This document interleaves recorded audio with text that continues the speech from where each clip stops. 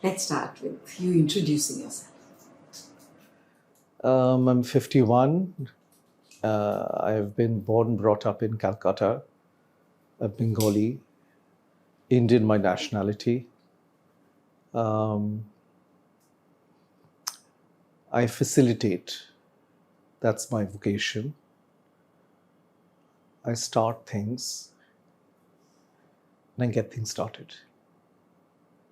If I were to ask you what are some of the things that you've started that have made Roop the person he is today, what would be 3 or 4 things that come to your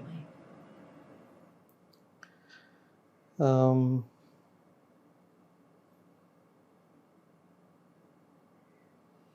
I think my earliest memory of starting something is that I started to sing, even at a time when I wasn't sure whether I was a good singer or not.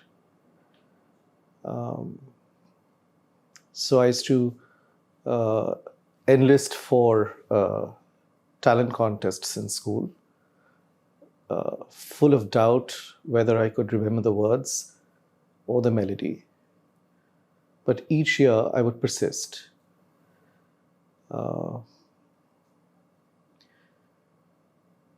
The second memory I think I had was when I decided to start an organization.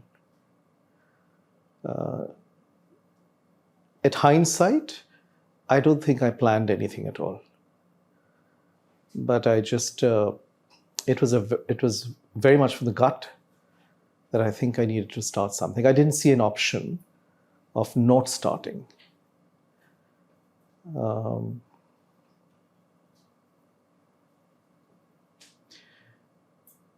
The third thing I think is when I started to write.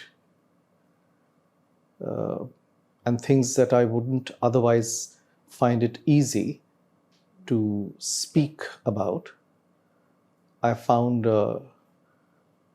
I was able to say what I needed to say by writing.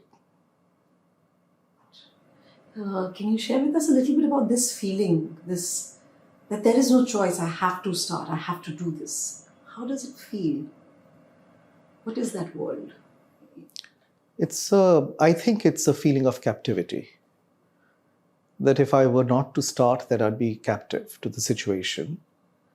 And that I didn't have any other ways to negotiate with the context that I was in, negotiate with the world or people around me. So it's the urgency of starting something came from a feeling of stuckness. That if I'm not to start, then I don't know what to do. So what kind of unstuckness or freedom did singing bring? I think it was, I felt that I wasn't seen or heard. And I think singing brought both those things. I felt I was seen and I was heard. I think when I started an organization, for example, it was much less about me being seen or heard, but perhaps a lot more about how I see things to share that with the world. And I probably felt at that point of time that that was not being seen or that was not being heard. So if you had to give a symbol or a color or a symbolic thing to the stuckness that you experience. A vortex. It's a pathway that goes, that runs in circles and doesn't have an entry or an exit. I think today when I feel stuck is with the larger context. For example, I don't know how to engage with political systems anymore for myself.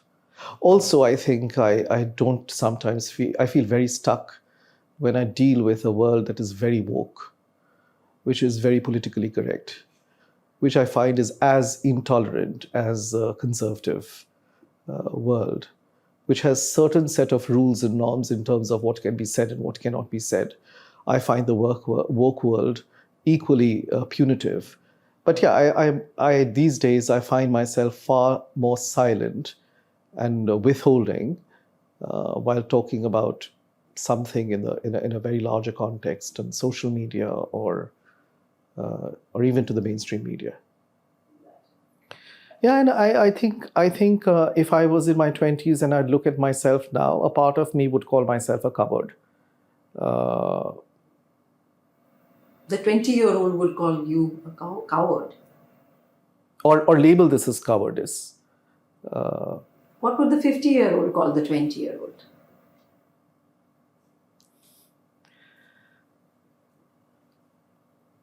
I don't have any accusations towards the 20-year-old.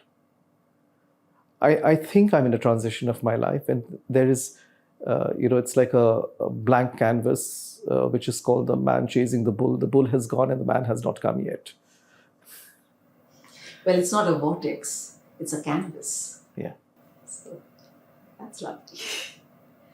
So from the vortex to the canvas, why don't you share a song or a poem or something that reminds you of the risks you took, the freedom you've jumped into, and the angst that you fought against captivity. And what would the song be? It's a song called Jump. And I'd leave you to listen to the song when it is sung. I'm looking past the window. I want to see the sun. I got a choice to make in the morning. I want to bite it off with my teeth, but I wonder if I can. Am I brave enough to jump right in?